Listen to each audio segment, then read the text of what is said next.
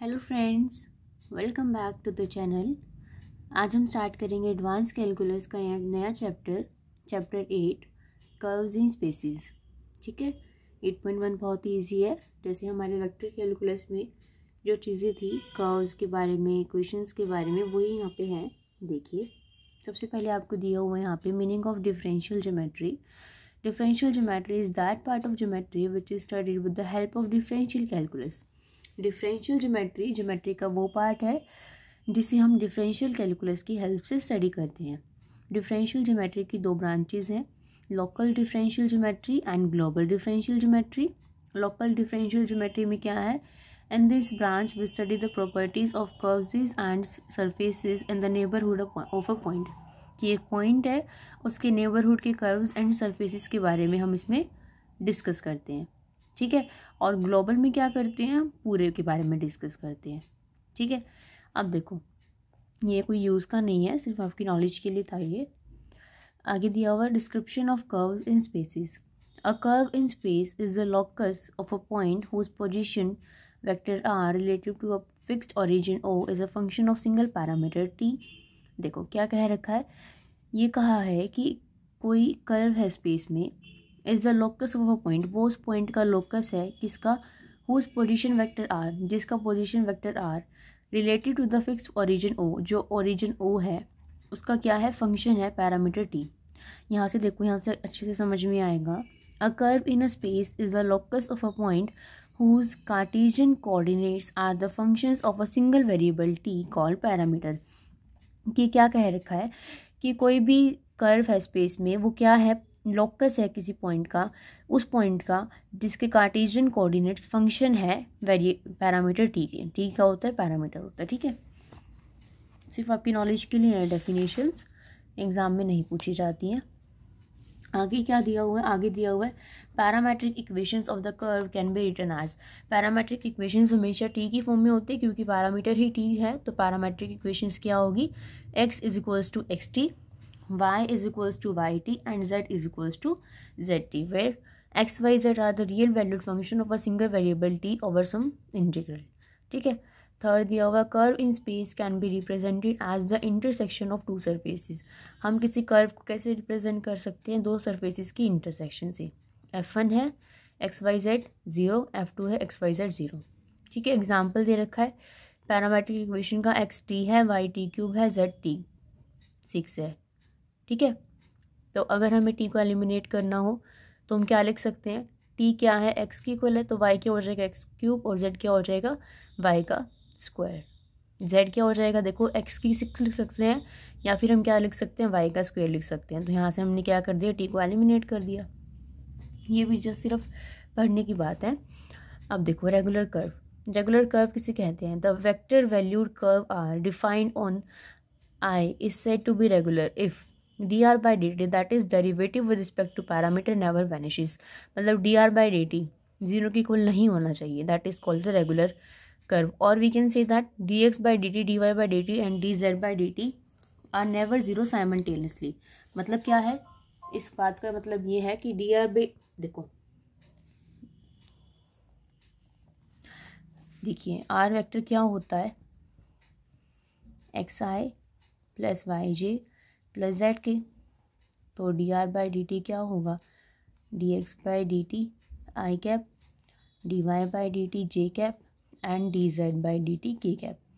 तो अगर d x by d t zero हो गया कोई बात नहीं, d y by d t भी ज़ीरो होगा कोई बात नहीं, but d z by d t अगर नॉन ज़ीरो है तो भी हमारी D r by d T की कुछ ना कुछ तो वैल्यू आएगी ना। ऐसी अगर ये दोनों ज़ीरो हो गई, बट एक वैल्यू भी अगर हमारी नॉन ज़ीरो है तो हमारा D r by d T कुछ तो आएगा ही। तो यही कह रहे हैं कि d x by d t, d y by d t, d z by d t, तीनों आपस में, तीनों इकट्ठे ज़ीरो नहीं होने चाहिए। ठीक है, उसके बाद देखिए tangent to a curve. Tangent to a curve दे रखा है, कोई ज़्यादा यूज़ का नहीं है। उसके बाद जो मेन आपके पास, आपको पता ही होगा यूनिट वेक्टर को हम कैसे डिनोट करते हैं।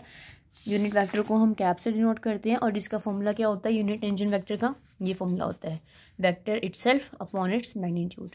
ये होता है कैप से हम इसको रिप्रेजेंट करते हैं। ठीक है, उसके बाद जो आपके लिए फॉर्मूला यूज़ होगा वो होगा, आर बता रखा है, टी बता रखा है। ठीक है, उसके बाद जो मेन फॉर्मूला है वो ये है, if S is the length of the arc between points T note and T, T note and T की बीच की लेंथ ऑफ आर्क है एस, तो एस निकालने का फॉर्मूला क्या होगा, लिमिट टी नोट से T D S, D S क्या है आर इंटू डी टी, और आर क्या होता है आर डॉट मतलब कि आर का डिफ्रेंशिएशन यानी कि x dot square y dot square z square dot square और उसका मैग्नीट्यूड। ठीक है, तो ये आपका फॉर्मूला आपको लर्न होना चाहिए। उसके बाद देखिए normal form of a curve दे रखी है। एक किसी भी कर्व की इक्वेशन को हम नॉर्मल फॉर्म जब कहते हैं जब हमारा उस इक्वेशन के अंदर क्या आए एस आए, मतलब इक्वेशन को नॉर्मल फॉर्म में अगर हमें कन्वर्ट करना है तो उस इक्वेशन के अंदर हमें क्या लेके आना पड़ेगा, एस लेके आना पड़ेगा। ठीक है, तो ये सारा बेसिक था, कोई घबराने की ज़रूरत नहीं है, बिल्कुल भी मुश्किल नहीं है। 8.1 क्वेश्चंस देखिए बहुत ईजी है। देखो फर्स्ट क्वेश्चन क्या है, find the length of the circular helix, circular helix की लेंथ निकालनी है। आर टी दे रखा है, इसकी इक्वल टी दे रखा है minus infinity to infinity from points दे रखी हैं A00 A0 2 पाई सी। ठीक है, तो इक्वेशन ऑफ सर्कुलर हेलिक्स क्या दे रखी है आई जे की, यानी कि ए कॉस टी आई प्लस ये जो एज टी इक्वेशन दे रखी है वो हमने लिख ली। अब देखो हमें पता है कि डिफ्रेंशिएट करेंगे हम, डिफ्रेंशिएट हम क्यों करेंगे, क्योंकि सर्कुलर हेलिक्स का फॉर्मूला हमें लेंथ ऑफ आर्क निकालनी है ना, तो फॉर्मूला ये होता है, उसके लिए हमें क्या करना पड़ेगा, इसका डिफ्रेंशिएशन करना पड़ेगा। तो हमने क्या किया आर डॉट टी निकाल दिया, यानी कि इसका क्या कर दिया डिफ्रेंशिएशन कर दिया। फिर उसका मैग्नीट्यूड निकाल दिया। मैग्नीट्यूड कैसे निकालते हैं, आई की कोफिशिएंट का स्क्वायर प्लस जे की कोफिशिएंट का स्क्वायर प्लस की कोफिशिएंट का स्क्वायर और पूरे का अंडर रूट। ठीक है, तो यहाँ से स्क्वायर कॉमन आ जाएगा, sine square T plus cos square T क्या बन जाएगा 1, तो ये वैल्यू आ गई। अब देखो हमें सर्कुलर हेलिक्स की लेंथ निकालनी है फ्रॉम द पॉइंट्स दिस। अब यहाँ पे देखो ए से ए पॉइंट्स आर सेम, 0 से 0 पॉइंट्स आर सेम, और डिफरेंट कौन से हैं, सिर्फ 0 से लेके 2 पाई सी, यही है ना। तो हमारे पास जो लिमिट डिफरेंट है हम उसी को लेके चलते हैं, तो हम क्या लेके चलेंगे लिमिट्स को 0 से लेके 2 पाई सी तक। अब देखो हमारे पास जो सी टी है वो वेरी कर रहा है किससे, 0 से लेके 2 पाई सी तक। हमने क्या करा, सी टी हमारे पास वेरी कर रहा है 0 से लेके 2 पाई सी तक, तो टी हमारे पास कहाँ से कहाँ तक वेरीफाई करेगा, देयरफॉर ऐसे। ठीक है, यहाँ पे टी आएगा 2 पाई सी तक। सी टी हमारे पास वेरी कर रहा है 0 से लेके 2 पाई सी तक, इसीलिए सी से सी दोनों तरफ से कट हो जाएगा, तो हमारे पास लिमिट क्या रह जाएगी, टी वेरी करेगा 0 से लेके 2 पाई तक। तो हमारे पास सर्कुलर हेलिक्स की जो लिमिट्स आ जाएंगी वो क्या आएंगी, 0 से लेके 2 पाई तक r dot T, R dot magnitude की वैल्यू क्या निकाली थी ए स्क्वायर प्लस सी स्क्वायर, वैल्यू को पुट कर दिया आपने 2 पाई माइनस 0 करोगे तो 2 पाई आएगा और साथ में ए स्क्वायर प्लस सी स्क्वायर। ये तो आपने सर्कुलर हेलिक्स की लेंथ निकाल दी। अब देखो क्या था क्वेश्चन में, also obtain it's equation in the terms of parameter S. कहाँ हुआ है क्वेश्चन में कि आपको इसकी इक्वेशन निकालनी है किसमें, इन द टर्म्स ऑफ एस। तो हम वही करेंगे जो हमें कहा हुआ है। हमने सपोज कर लिया कि क्या कि एस इसकी लेंथ ऑफ द आर्क है from t is equals to 0 to any point t, तो एस इज इक्वल्स टू 0 से लेके टी तक लिमिट हो जाएगी आर डॉट का मैग्नीट्यूड, तो 0 से लेके टी आर डॉट इसकी वैल्यू क्या थी ए स्क्वायर प्लस सी स्क्वायर, वो लिख दी हमने। टी माइनस 0 क्या बन जाएगा ए स्क्वायर प्लस सी स्क्वायर इंटू टी, तो यहाँ से हमने किसकी वैल्यू निकाल दी टी की, वो क्या निकली एस अपॉन ए स्क्वायर प्लस सी स्क्वायर। ठीक है, हमारा इक्वेशन हमारे पास जो फंक्शन था वो क्या था ये था a cos t i plus sine t j plus c t के, हमने टी की वैल्यूज किस में निकाल दी, in the terms of s निकाल दी। तो हम फंक्शन में टी की जगह वैल्यू को पुट कर देंगे, तो हमारा सारी इक्वेशन किसके अंदर आ गई, एस के अंदर आ गई। तो हमारी क्या बन गई नॉर्मल फॉर्म, क्योंकि पैरामीटर में आ गई ना। अब ये यहाँ पे क्वेश्चन में पैरामीटर एस है तो ये यहाँ पे हमने एस का यूज़ किया। क्वेश्चन में अगर पैरामीटर टी कहा जाता तो हम टी का यूज़ करते। ठीक है, तो है ना इजी, इतना मुश्किल नहीं है। नेक्स्ट देखिए, find the length of the curve given as the intersection of the surface is this and x is equals to this from the point this to this. ये दे रखी है लेंथ ऑफ द कर्व और x की value दे रखी है ये। ठीक है, तो आपको पता है कि हमारा जो हम पैरामेट्रिक लेके चलते हैं, पैरामेट्रिक इक्वेशंस, उसमें हम जनरली क्या लेके चलते हैं, टी को ही लेके चलते हैं। तो यहाँ पे हमारी कन्वीनियंस के लिए हमने क्या किया, जेड बाई ए को टी मान, तो जेड की वैल्यू क्या आ गई, ए टी आ गई। तो अब एक्स भी हमारा टी में आ गया, वाई भी हमारा टी में आ गया और जेड भी हमारा टी में आ गया, एक्स भी वाई भी टी जेड भी। अब पोजीशन वेक्टर कैसे बनता है, क्योंकि इसमें देखो पहले वाले क्वेश्चन में डायरेक्टली क्या दे रखा था, फंक्शन दे रखा तो हमने उसको आर मान लिया, dr/dt निकाल लिया। बट यहाँ पे तो नहीं दे रखा ना, तो हमें फंक्शन को बनाना पड़ा। सिर्फ x की वैल्यू दे रखी थी तो हमने x की वैल्यू को t पुट कर दिया। अब अगर x हमारा a cos h t है या तो y क्या होएगा b sin h t, और z की वैल्यू हमने निकाल दी यहाँ से। अब आपने क्या बनाया फंक्शन, वो कैसे बनाया, एक्स आई प्लस वाई जी प्लस जेड के। एक्स की वैल्यू पुट कर दी, वाई की वैल्यू पुट कर दी, जेड की वैल्यू पुट कर दी। ठीक है, वैल्यूज पुट करने के बाद क्या किया, इसका आपने कर दिया डिफ्रेंशिएशन। कॉस हाइपरबोलिक का डिफ्रेंशिएशन होता है साइन हाइपरबोलिक, साइन का होता है कोस, और ए टी का क्या बन जाएगा ए। फिर क्या निकालते हैं मैग्नीट्यूड, तो इसका स्क्वायर प्लस इसका स्क्वायर, यहाँ से स्क्वायर को कॉमन ले लिया, अंदर क्या बचा, यहाँ से लेंगे ना तो 1 प्लस साइन स्क्वायर एच, और ये term as it is 1 plus sine square theta क्या होता है कोस स्क्वायर थीटा, यहाँ पे क्या है टी, तो cos square H cos H square T बन जाएगा, साथ में ये बन जाएगा। यहाँ से फिर कोस हाइपरबोलिक स्क्वायर टी को कॉमन ले लिया और अंदर क्या बच गया ए स्क्वायर प्लस बी स्क्वायर। ठीक है, अब देखो लेंथ ऑफ हमें क्या दे रखा था, पॉइंट्स दे रखे थे a0 0 x y z। ठीक है, अब देखो उस वाले क्वेश्चन में तो क्या था, फर्स्ट वाले में यहाँ पे क्या था कि ये वाला पॉइंट डिफरेंट था, बाकी दोनों सेम थे। बट यहाँ पे देखो ये भी डिफरेंट, ये भी डिफरेंट, ये भी डिफरेंट, तो हम क्या लेके चलेंगे, लिमिट्स ऑफ टी सारी वैल्यूज डिफरेंट है, तो t is equals to 0 to at any point of the t।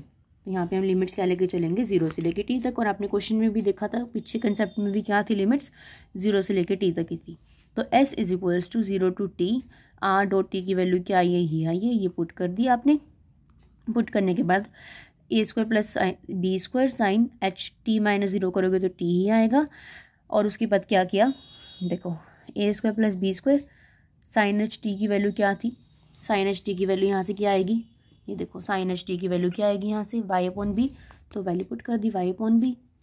ठीक है, आपको क्या निकालना था, लेंथ ऑफ द कर्व निकालनी थी ना, तो हमने लेंथ ऑफ द कर्व निकाल दिया, हमने यहाँ से टी को रिमूव कर दिया। ओके, क्योंकि अगर हमसे नॉर्मल फॉर्म पूछी होती तो हम टी को रिमूव नहीं करते, बट नॉर्मल फॉर्म नहीं पूछी तो हमने टी को रिमूव कर दिया और उसको वाई अपॉन बी लिख दिया। आपको शो करना है that the length of the curve x is equals to this, y is equals to this, z is equals to this, between the points दे रखें t1 is equals to t1 and t is equals to this is this. मतलब आपको length of the curve जब solve करोगे तो solve करने के बाद ये आनी चाहिए चीज़ शो करनी है। ठीक है, तो देखो एक्स दे रखा है, वाई दे रखा है, जेड दे रखा है, क्या बनाओगे, पोजीशन वेक्टर बना दिया। फिर क्या करोगे, डिफ्रेंशिएशन कर दिया, फिर क्या निकालोगे, मैग्नीट्यूड निकाल दिया। फिर क्या निकालोगे, लेंथ ऑफ आर को ये शो करना है तो लेंथ ऑफ आर की निकालोगे। T is equals to t one, t is equals to t two, तो लिमिट क्या बन जाएगी, t1 से लेकर t2 तक। आर डॉट टी का मैग्नीट्यूड वो क्या आया 482। ठीक है, वैल्यू लिमिट पुट करोगे क्या आएगी, t2 माइनस t1। देखो ये तो शो करना था, कितना इजी क्वेश्चन था ये तो। ठीक है, नेक्स्ट देखिए, normal form of the curve find करनी है आपको, ये दे रखा है तो ये r बन जाएगा, dr/dt निकालोगे, dr/dt का मैग्नीट्यूड निकालोगे। अब देखो माइनस इन्फिनिटी से इन्फिनिटी दे रखी है तो t हमारे पास क्या बन जाएगी, मतलब माइनस इन्फिनिटी से इन्फिनिटी है तो हम t is equals to 0 at any point of t। मतलब जहाँ पे आपको ऐसे मिले तो वहाँ पे क्या लेनी है, अपनी लिमिट 0 से लेके t तक ही लेनी है। जब पर्टिकुलर वैल्यू दी जाए कि a 0 से x y z है तब आप उसको अलग लोगे, वरना तो 0 से लेके t तक ही लेते हैं। dr/dt की वैल्यू पुट कर दी, t माइनस 0 करोगे क्या आएगा, t आएगा, तो 2/√9t आ गया। अब हमें क्या पूछा है क्वेश्चन में, नॉर्मल फॉर्म पूछी है तो हमें t की वैल्यू निकालनी पड़ेगी s की फॉर्म में।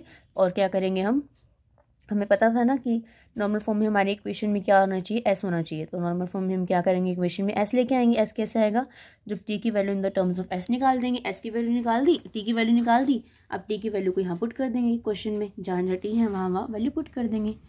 ये बिल्कुल ईजी था। अब देखो ये r की वैल्यू दे रखी है, लिमिट दे रखी है, क्या करना है, नॉर्मल फॉर्म निकालनी है, बिल्कुल सेम एज इट इज है। r करोगे, dr/dt करोगे, मैग्नीट्यूड निकालोगे, मैग्नीट्यूड निकाल दोगे, फिर से लिमिट क्या लोगे, 0 से t लोगे, आंसर निकाल दोगे, फिर किसकी वैल्यू आ जाएगी, t की वैल्यू आ जाएगी इन the terms of s। Question में जहाँ जहाँ t है वहाँ वैल्यू को पुट कर दोगे। नेक्स्ट देखिए, लास्ट क्वेश्चन इस एक्सरसाइज का, यूनिट टेंजेंट वेक्टर निकालना है and direction cosines of tangent at other point निकालने। ठीक है, r बना लोगे पहले x i y j z के, dr/dt निकालोगे। आपको पता है यूनिट वेक्टर क्या होता है, वेक्टर इटसेल्फ यानी कि dr/dt अपॉन इट्स मैग्नीट्यूड, तो वही आपने करा, ऊपर तो वेक्टर नीचे उसका मैग्नीट्यूड डिवाइड कर दिया। डिवाइड करने के बाद i का कोफिशिएंट जे का कोफिशिएंट और की का कोफिशिएंट क्या बन जाएंगे, इसकी डायरेक्शन कोसाइंस बन जाएंगी। तो बिल्कुल ही इजी एक्सरसाइज थी ये। 8.1 खुद से ट्राई कर लेना प्लीज़, क्योंकि मैं आपके लिए 5.4 अभी सॉल्व कर रही हूँ। जैसी सॉल्व होगी मैं कंप्लीट वीडियो अपलोड कर दूँगी। उसके बाद हम 7 चैप्टर करेंगे, मतलब सॉल्यूशन वीडियो का।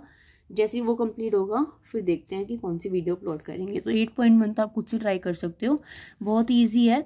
अभी जब भी आप वीडियो देखो तो प्लीज़ 8.1 को ट्राई कर लेना, और जिस क्वेश्चन में डाउट हो मुझे कमेंट सेक्शन में बता देना, मैं उस सॉल्यूशन का उसकी आपको सॉल्यूशन प्रोवाइड कर दूँगा, ठीक है।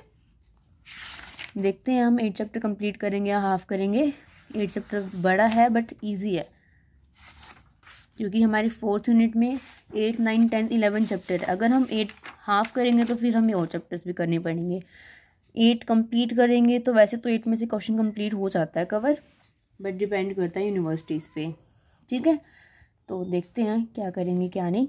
सो see you guys in the next video, till bye bye, take care. और अगर आपको मेरी वीडियो पसंद आई है और आप मेरी वीडियोस और भी नहीं देखना चाहते हैं तो चैनल को सब्सक्राइब करके बेल आइकन को हिट कर दीजिए, ताकि जब भी मैं नई वीडियो अपलोड करूँ आपको नोटिफिकेशन मिल जाए। वीडियो के रिगार्डिंग कोई भी डाउट हो, कुछ ना समझ में आया हो तो मैं कमेंट सेक्शन में कमेंट करके पूछ लीजिएगा। Bye bye.